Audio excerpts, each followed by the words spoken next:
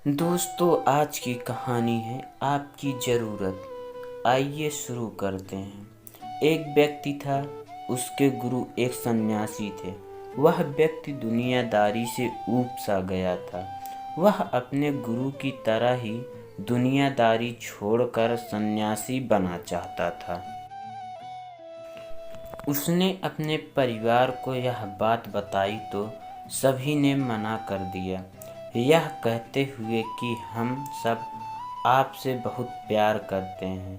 फिर उसने अपने गुरु को यह बात बताई, परंतु साथ ही कहा कि उनका घर परिवार, बच्चे और पत्नी उसे संन्यास लेने नहीं दे रहे हैं, क्योंकि वह मुझसे बेहद प्यार करते हैं।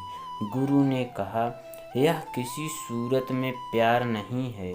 गुरु ने उसे बहुत समझाया, पर वह व्यक्ति नहीं मान रहा था। फिर गुरु ने कहा, अच्छा ठीक है। गुरुजी उस व्यक्ति को मठ में ले गए। इसके बाद गुरुजी ने उसे योग विद्या सिखाई, जिससे वह अपनी सांसें रोककर मुर्दे जैसी अवस्था में घंटों तक रह सकता था। यह सब सिखाने के बाद गुरु ने उसे एक योजना बताई और उसे घर भेज दिया। दूसरे दिन वह व्यक्ति अपने घर पर मुर्दा पाया गया। परिवार के सारे लोग इकट्ठे हो गए। सभी रो रहे थे, विलाप कर रहे थे। वही उसकी पत्नी सबसे ज़्यादा दुखी हो रही थी। पूरे घर में कोहराम मच गया था। सभी की आंखें नम थीं। वह व्यक्ति मुर्दा अवस्था में था, मगर योग अभ्यास से आसपास के माहौल को महसूस कर सकता था और सुन सकता था। उसे बड़ा सुकून मिला कि उसका परिवार उसे कितना प्यार करते हैं। अंततः उसने संन्यास का इरादा त्यागने का फैसला कर लिया।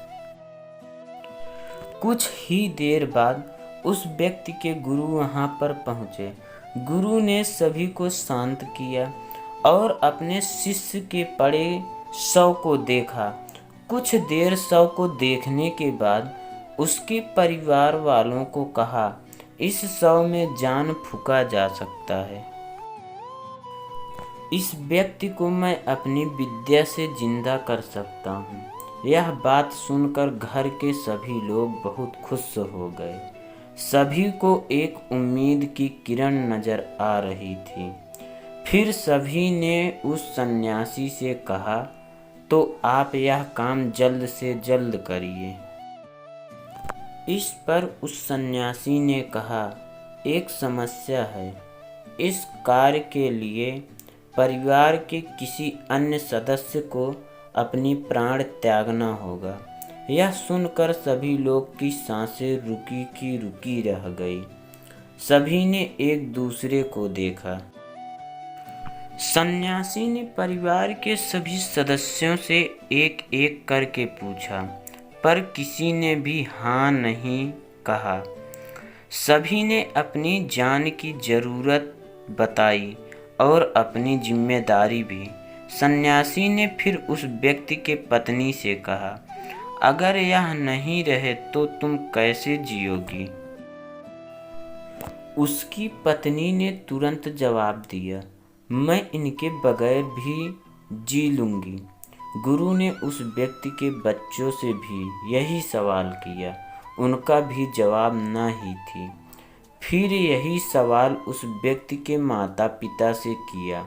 उनका भी जवाब एक ही था। इसके बाद गुरु उस व्यक्ति के शव के पास आए और बोले, हे व्यक्ति, तुम उठ खड़े हो जाओ। वह व्यक्ति उठकर बैठ गया। फिर उसके गुरु वहाँ से जाने लगे। उसने अपने गुरु को रोका और गुरु से कहा, मैं भी आपके साथ चलता हूँ। अब उस व्यक्ति को समझ में आ गया था कि उसकी ज़रूरत उसके घर में कितना है। अब वह एक पल भी अपने घर में रहना नहीं चाहता था। दोस्तों, अगर हमारा वीडियो आपको पसंद आया है तो हमारे चैनल को सब्सक्राइब कीजिए, लाइक कीजिए और ज़्यादा से ज़्यादा शेयर करिए।